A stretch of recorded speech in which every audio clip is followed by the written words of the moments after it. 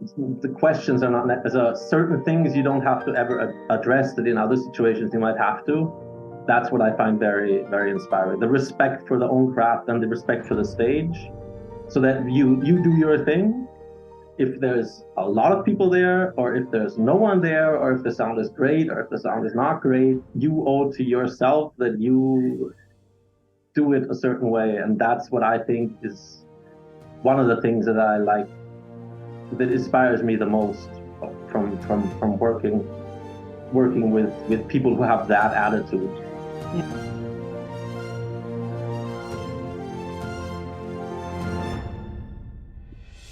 Good morning, Chris. It's so great to meet you here on Zoom. Good morning. Nice to meet you. Pleasure. My pleasure. You've got such a lovely picture there behind you. Yes, that's a drawing by my daughter a couple of years ago. She's very skilled with choosing colors that make a warm atmosphere, I think. Yeah, it's That's amazing. it. Yeah, lovely, the perfect background for the interview. Yeah. But Chris, tell me, where you are based in Vienna? Yes, I'm based in Vienna with my family. Are you originally from Vienna? No, I'm from Graz, the second largest city in Austria, capital of Styria. Okay. And we moved here for the first time when I was about 22 or 23, I think. We love Vienna. So was it music that brought you to Vienna? Well, music has always been a part of my life, so it didn't really have to do that much with what place you are in. But being in Vienna is definitely a good place when it comes to music, in all aspects, I think. But you say music has been part of your life. So was it already from a young age where you started playing instruments, or what was the first instrument you started playing? So as in most cases, I have to give credit to my mother, to my parents, who made it possible for me to basically, when I was very young, I got to go to a piano teacher and get early music education, just dancing around and playing different percussive instruments. And she then became my cello teacher. And my mom would always take us after school, and we got to go to lessons, and I was in choir. And so she was the one who was very much behind that, my mother. And why the cello? I'm not 100% sure. But my sister also plays cello, and she's a professional cellist. I think I always had a preference for instruments that have a very, I don't know, warm, emotionally touching frequency. That's a good way to say it. I still feel the same way about the cello. But the reason why I didn't want to become a cellist in the classical scene is because my understanding of music was different from the setting in a conservatory or in the classical education. So that was something I didn't enjoy that much. I always thought, this sounds so great, this is so much fun, why do we have to wear all these clothes and sit there and everyone's waiting for you to make a mistake, and then the children are nervous. And I didn't quite understand that already as a child. I didn't like that. So for me, it was just listening to the music, and that was enough. So I didn't understand that. I guess it's like sports. For me, sports was very similar. I liked playing football, but I didn't like it when it became very competitive very quickly, and certainly only the best got to play. That's when I realized I have a different. It has a different meaning for me than for some others here, basically. And I felt similar with music. Yeah. But now you did the classical training for a while. Mm-hmm. Yes. Okay, and then when did you decide to do your own thing? Did you do it with the cello? Did you experiment with the cello? No, I didn't. Well, I once saw an interview with Billy Joel, who was one of the people that I really like their songs, and he said that the reason why he became a good songwriter is because he was never really good at learning exactly how to play a composition by someone else. Oh. And that's exactly what I do. So I didn't find that much enjoyment in repeating exactly what someone else didn't bring me that much joy. Even though I have to say that I have a huge respect for anyone who is able to finish an education in the classical field and has that. That's a huge gift to be able to do that. But I also think that it's difficult. In order to do that, you have to go through phases where you also don't like what you're doing, and that's the part that I never was able to hold on. So you have to go through that phase, I think. Or at least all the people that I know that did that or do that had that in some way in their education, because it's very competitive and it takes very long. Well, it's interesting that you say that, because just a few days ago, I spoke to a harpist who had the classical harp training, but now plays jazz with the harp. And he had the same sort of, thing about, he knew that he's not going to go the classical route.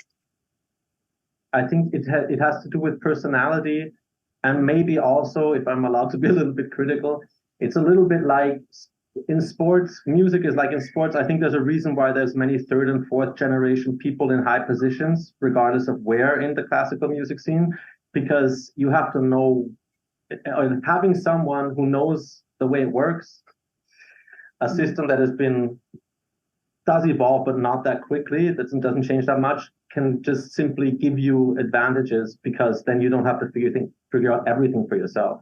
Oh yeah.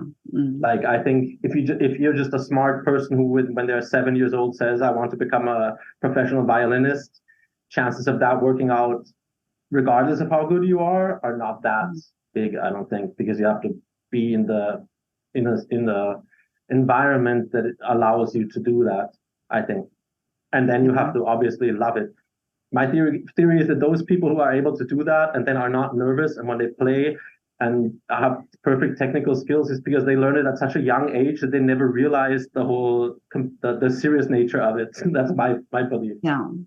Yeah, I totally agree with you there. I think it's definitely has something to do with that. And you talk about this relaxed playing, that you don't have to be, because I think that stress also takes away from how you express yourself through the instrument. Yes, but totally. Now, yeah. So you then, what instruments do you play now? So after, I was always in choir then, so that's where I learned to harmonize and those things, and obviously sing from a very young age. I think when I was about 6, I had a couple of months or maybe half a year where I would just sing everything. So I guess singing was something that I always liked to change my mood, my own mood with. Mm-hmm. And then I played bass, classical bass for, I don't know, maybe a year. And after that, I just started writing songs and playing in bands, and then things took off from there, kind of. One thing led to the next ever since, basically. And you're also a songwriter. Yeah, so I'm primarily, my thing is that I write songs and music and produce it. I wasn't always able to produce everything myself, but that happened with time. So I would meet someone, and then I would learn from a pro how to do harmony vocals. She would make me aware, for example, if I can name drop someone who I like a lot, who basically they realized that I loved what I was doing and I wanted to get better, and then they would just see that fire, and they would basically give you a chance to learn firsthand, and that's the easiest way for me to learn. And so I would be in the studio with Kim Cooper from the Rounder Girls, and she would say to me, well, you always want to listen to the where the breathing is on the main vocal. And small things like that completely change then your recordings, because then you, in my opinion, it's very important to know those things. Mm-hmm. And then you practice it many times. And then, so for example, when I started recording my voice myself at home, I had so many more opportunities to get to know my voice. And so when I would go to the studio then because sometimes when you're in an expensive studio, they make you feel like you don't know anything, because they're the ones they have this on the wall, and you still are the one who wants to get a result that you're happy with. So the more control you have, the more you can make art that reflects what you want to reflect. Oh. So that's how I landed where I'm right now, basically. Wow.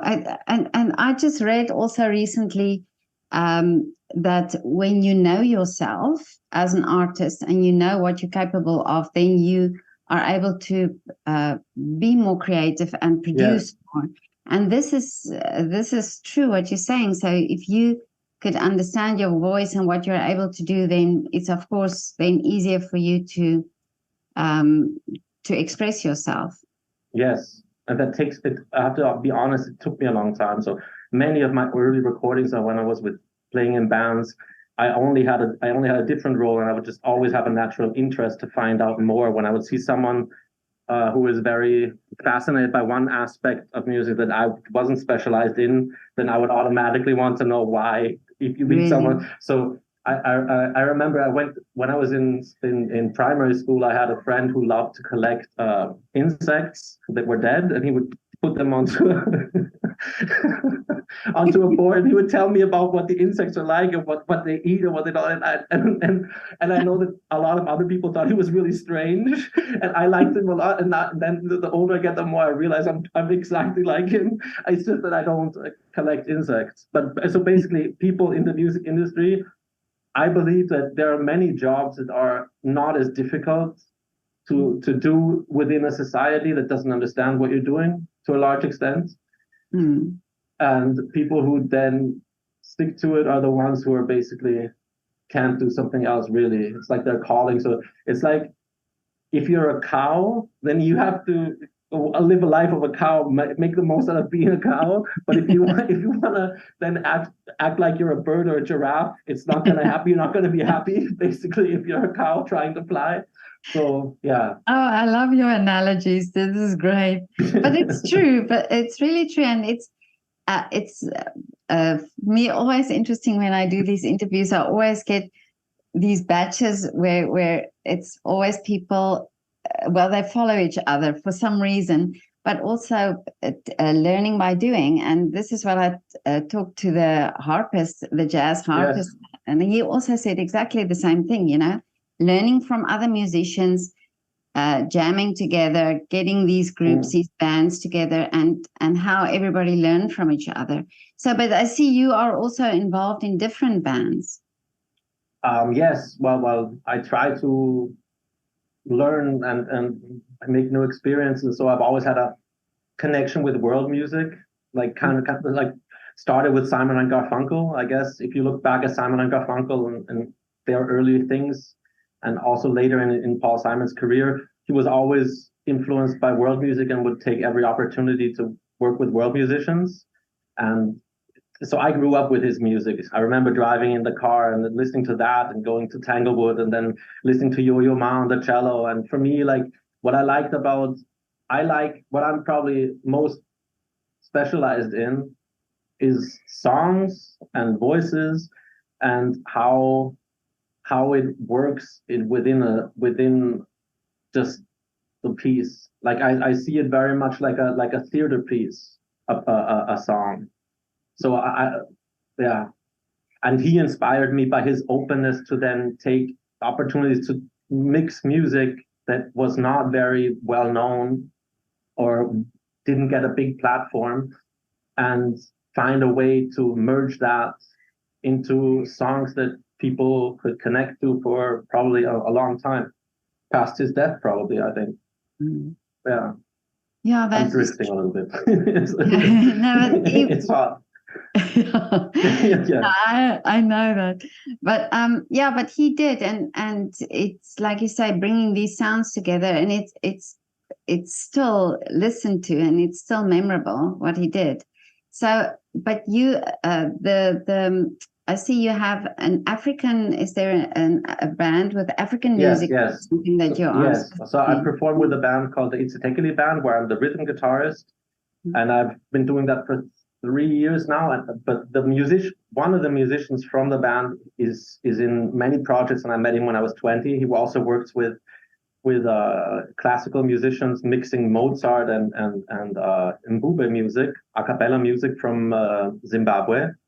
And so I met him when I was 20 in the studio, the vocal group, and I loved their music. And I saw them at many events. I went to festivals with them, and so that's how that connection happened. And then at some point, we did a couple of recordings together, and that's how the band. Then I got the opportunity to join the band, and it's great because everyone in that band is basically been a professional in their minds with regards to their craft since they were very young. They're just the questions are not certain things you don't have to ever address that in other situations you might have to.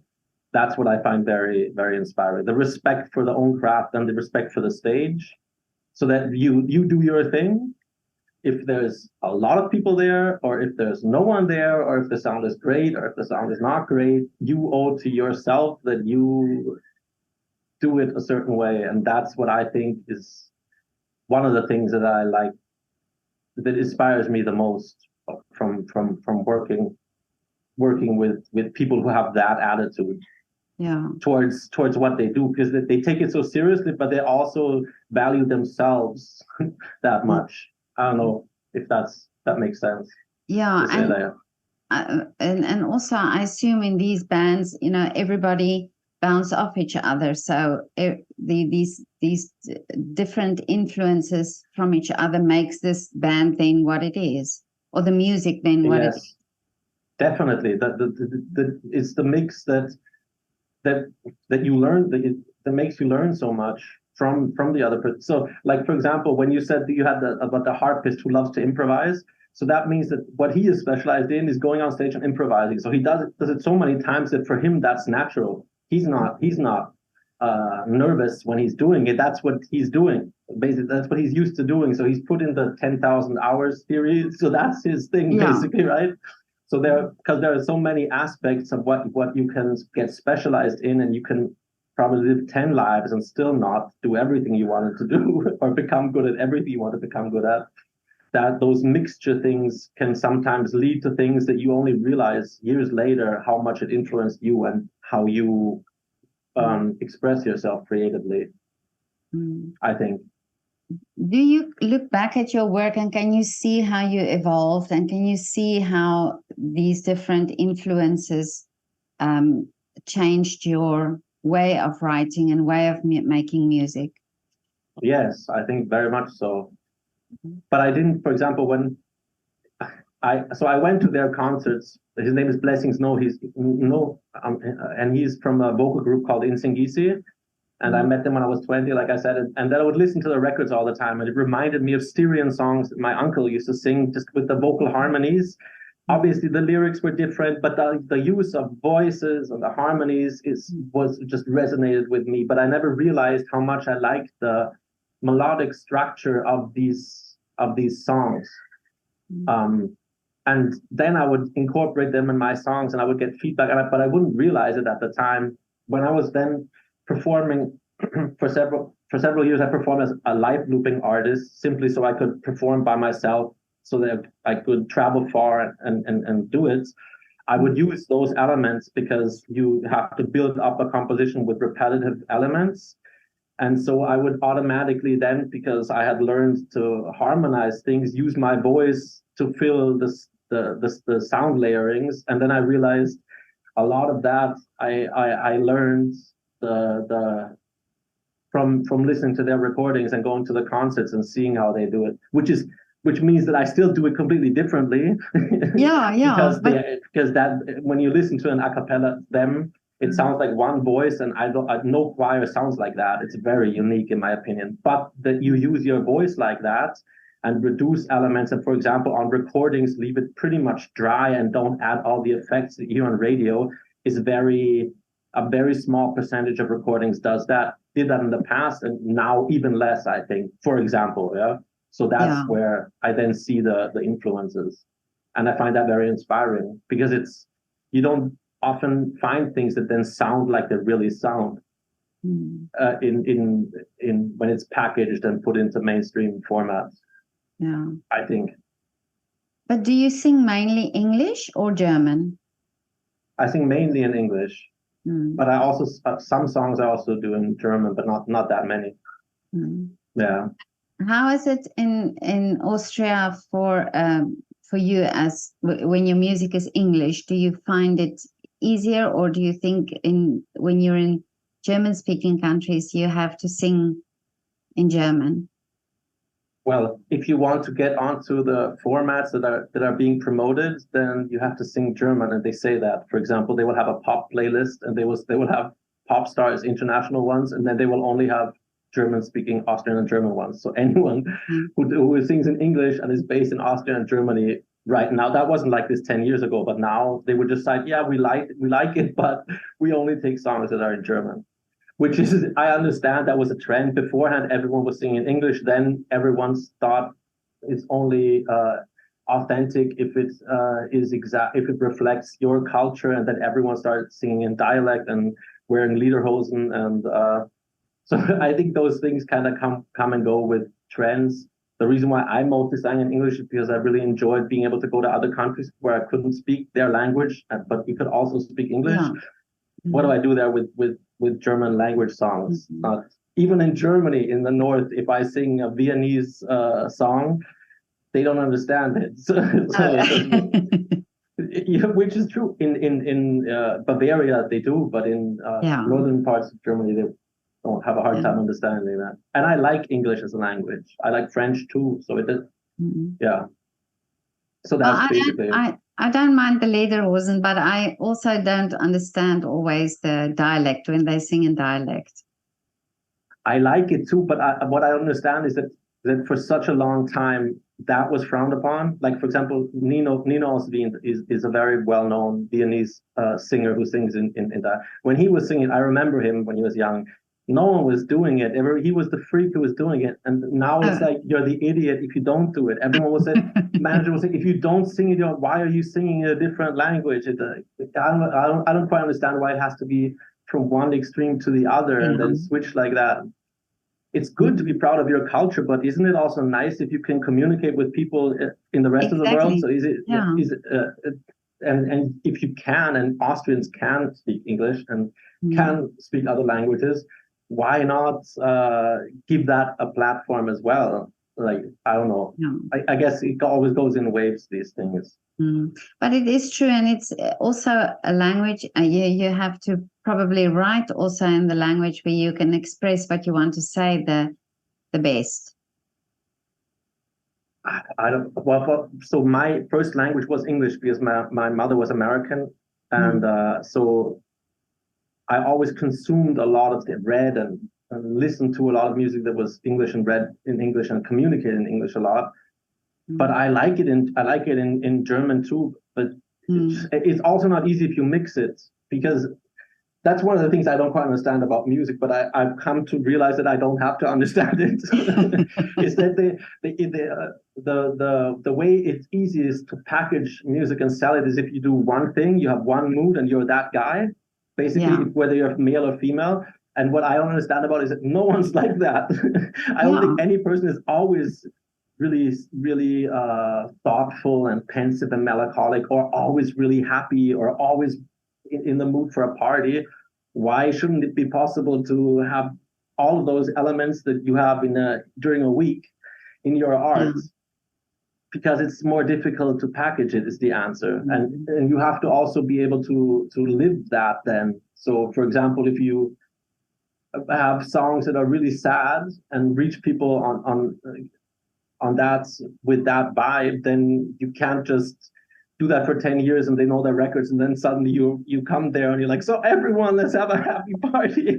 Like, you have to do what the image that people have associated with what they get to see or get to experience. So you are so right. I haven't thought of that, but it's true. But look at all the greats. I mean, the Billy Joel, and you mentioned Billy Joel, but his music also changed and evolved. And I think most of the big singers and the big, the well-known singers, they have done that in the past. But it's I see what you mean, because it is sort of this marketing strategy.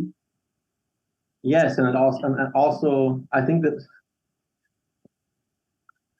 maybe it's also a mentality thing, a little bit, so that influences the decisions that people make, who get to decide, the influencers who get to decide who gets an opportunity to present their thing.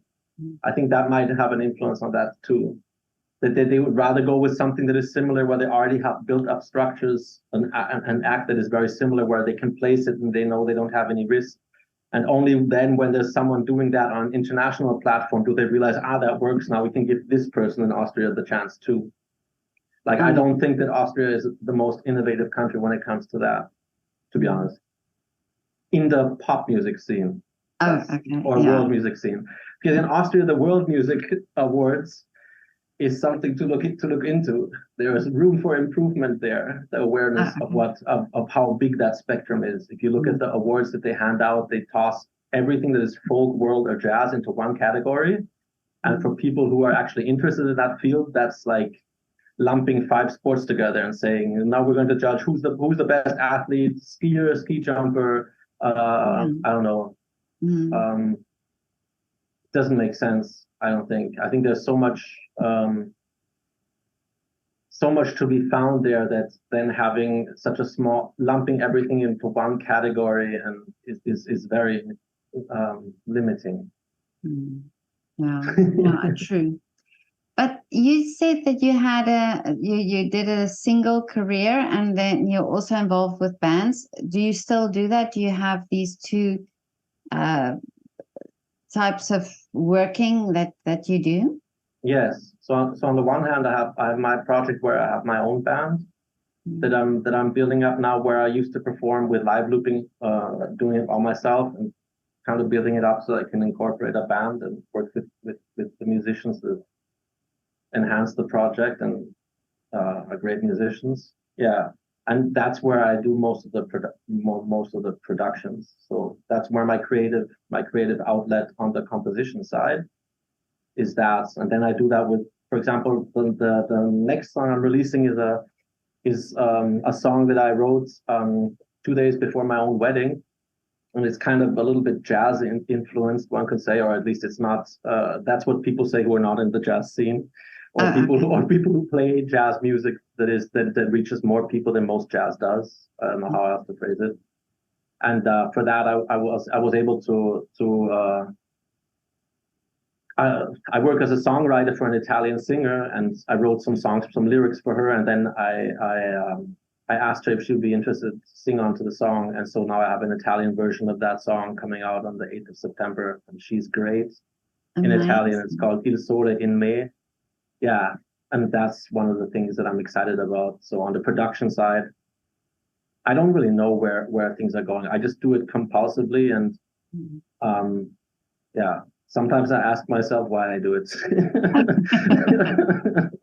But you produce these recordings then yourself. You have your own recording studio. No, but not every single element on every recording. So, for example, if I want to have professionally recorded drums at the level that highest level, then if I think that someone else is better at it, I will let them do it and then I will edit it. But what I mean by producing it is that I fix the arrangement and then the last touches before I send it to get mastered or mixed. Sometimes I let someone mix it. Yeah, is always I always have the last the last influence on that, because I think that a movie that is great but it is too long is not a great movie, even if it is great beforehand. And it's the same with songs or a concert. It's always better to have the song be too short than too long, and it's always better to play one song too few than one too many. So those things are really important to me when it comes to arrangement. I don't like giving that into someone else's hands, not because I don't think they could do a great job, but because I think that they don't care about it as much as I do. Okay, yeah. No, but it's your intuition then that you apply. Yes, or also because you are the one making all the experiences. Oh yeah. So you're the one who's playing in front of people, and then someone else is sitting there in a high-paid job at a label, and they're listening to 10 different musics, and they don't have the same passionate feedback that you do. So they might have more experience. You should listen to them. But if you're in a contract and then they decide, I've experienced that, and then they are convinced, because they might also have other motives to make their choices that they're not honest about, because they have other factors influencing it. And then you have something that works, and someone else deciding what you're going to do, and that people feel that. If then suddenly they see it live the way it is and they love it, and then suddenly it's completely different, and there's things to make it more marketable, to market it better, then people feel that, because they can tell whether that is really whether that is honest or honest to oneself or not, I think people underestimate the love that people have and their own judgment to what they like and what they don't like. People choose that themselves. They don't just follow as much as some people would like to think. Who are good at marketing and numbers. Yeah, I totally agree with you there. I think it's also I think it's great when artists take that control. Yes. Well, I don't know if it's great for everyone, but if it's something that I put a lot of work into this, so that at some points in my life, and sometimes still, I think whether it's worth it, to be honest. So I'm not going to let someone else who doesn't care about it. That's what I mean with the caring about it that much. Yeah. Basically, if they don't realize, they might not realize what goes into it and how you get something to work. So it's those are things that you have to be aware of. I've made that choice several times that I've thought, all right, if that person is acting like this and saying one thing, and then their actions reflect that they don't really care about it that much, then at that point I say, all right, then it makes more sense for me not to take that opportunity, because in the long run, it's not going to be a better outcome. Because if you then start, something works but you don't love it, you can't do it for years, or at least I'm not going to. I'm never going to let music become a job that I don't like doing. That's never going to happen. I would rather, I don't know, do any of the other jobs that have been not well paid or well respected I've done in my life than to ruin something that I care about. And some people don't quite understand that, I think, in the creative field, or in the people who get to decide in the creative field often are not the ones who have lived that life, so they know what that is that you're doing. Yeah. Obviously, you have to be specialized in different areas. So someone can then be specialized in booking, but if it's someone who has done that for 7 years, they're going to treat you differently than someone who just got into that company, got into that position, is used to getting 4,000 euros. Like the music critics, for example, who get 3,500 euros per month, and then they think they can just write down whatever they think. They are paid. I don't think anyone like that should be in that position. They should be able to do that after playing 7 years, touring, playing somewhere, and then do it. Then you get to write and tell people what you think is good and what isn't, and get to these other people who've been putting 6 months into recording. But if you're just used to telling people what you think is great, and you got into a high position because you knew people, or also because your writing is good, but you don't know what's behind it, you shouldn't be in that position. Because you're a gatekeeper in a field that you don't understand enough about to be able to write someone down like that I've experienced. So it's true, and I think the audiences are more in tune than people give them credit. Then they understand and they feel. It's like you say, when it comes from you with that energy, then the audience feels it.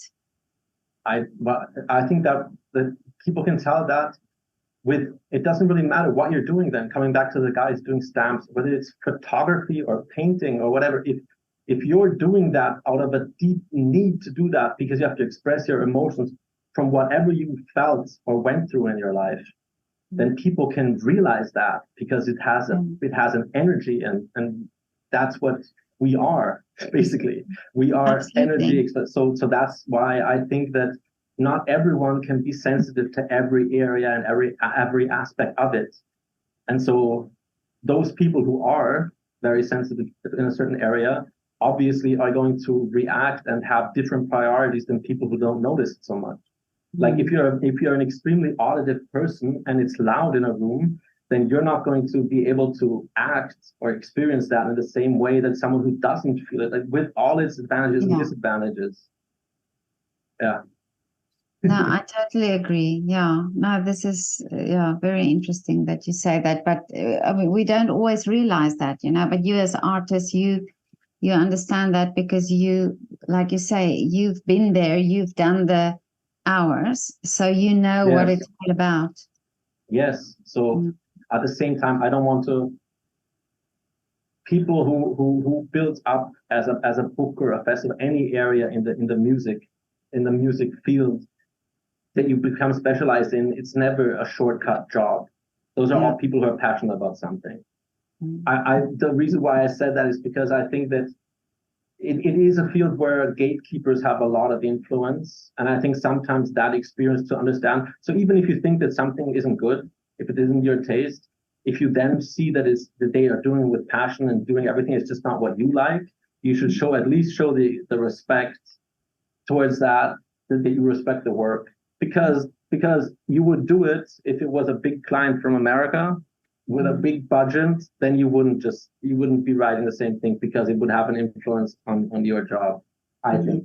So I feel that I have noticed differences there. If you realize that, see, it's one thing to be critical in a fair way and to say, and because that's actually what what you're looking for is honest improvements. You want that. But what you don't want to have is someone basically dissing you on a personal level or that's just, you can't do that. It just means that you don't understand exactly what influence you have, I think. Yeah, and it is true that everything is not for everybody, but at least if you understand the process, then you can respect that, even if you don't like it, but you can respect it. And this comes back to what I believe is that if children are taught art in school, and if it's made compulsory and taught alongside science and maths, we will get a society where people understand what it is, what it's all about. Because like you say, it's not an instant thing. There's not anybody that I've spoken to, just suddenly picked up a brush or started playing the piano, and within 2 or 3 years they are where they are. These stories are all stories of people who've come a long way, who've had many disappointments and really had to persevere and then get to where they are today. And then still not, it's still evolving. And I'm sure with your work as well, it will still evolve as you go on. So a positive feedback would be much more beneficial than just criticizing for the sake of criticizing. Definitely. I actually think that that's one of the most valuable things you can find is someone who is honest and gives you both. That's what you want. It doesn't matter who you are. Like, I work as a teacher as well. So one of the things that is most important to me then is, because I studied psychology, no child wants to play a game if they lose 20 times in a row. Yeah. We're grown-up children. That's all you need to know. So do you want to be the person who is, you know what I mean? Even if you think it's not good, find a way to say it in a way that's not my type of music, but the people who were there who enjoyed it seem to really like it. It's enough, yeah? You didn't lose, nothing fell out of your crown if you did that, Nothing, just minimum amount of that person could be your child, It's just, that's enough. That's enough. I think that respect, it should be there, even if it's important to be a critic who points at everything and be the one who's the most, I don't know, edgy, and there's that a minimum level of that should be there. Yeah, that's true. But sorry, what were you gonna say? No. But Chris, now what are the this sounds very cliche, but what is the wish? What are you looking for, and what are you hoping for in your career? In my career? Yeah. Just to be able to, as in what my dream would be. Just more consistent, more freedom to do consistently what I naturally do, basically. Yeah, that's it. Okay. So you will want to keep on writing songs and do music and collaborate. Producing and collaborating, and whether that becomes more successful or less successful in the eyes of others doesn't matter that much to me. As the difference it would make if I had more budgets would just be that I could have more influence and find more people who are like me. That's the biggest influence. The biggest difference it would be, because, but I don't.